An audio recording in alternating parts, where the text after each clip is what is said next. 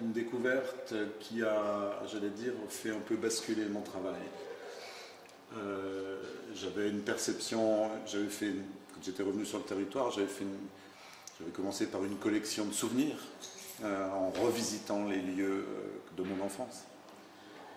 Et puis, évidemment, dans la belle insouciance de l'enfance, on joue à la guerre sur le champ de bataille de Verdun. Et à la maturité arrivée, la prise de conscience de ce qu'a été ce terrain de jeu est violente, d'autant qu'on découvre que les hommes qui sont venus sur ce territoire étaient très jeunes.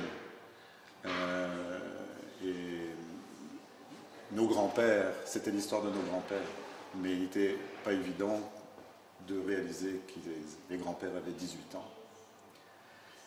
Et quand j'ai analysé vraiment cet objet et que j'ai découvert que cette chaussure avait 2 entrées, ce qui n'est pas très normal, et que le dessus de la chaussure avait été découpé avec une lame de couteau vraisemblablement. Tout d'un coup, j'ai vu apparaître ce que la photo ne montre pas,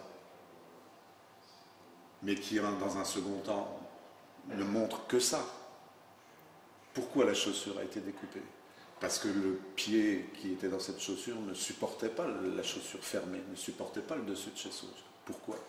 Je ne sais pas vraiment, mais c'était un pied blessé, un pied abîmé par la vermine, par l'humidité, par tous les cas. C'est une trace de souffrance telle que la chaussure n'était pas supportable fermée.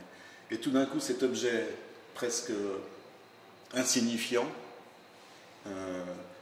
nous révèle par sa tension tout ce que l'on ne voit pas dessus, et plus on la regarde, et plus on ne voit que ça. Finalement, c'est une image qui ne montre que l'invisible.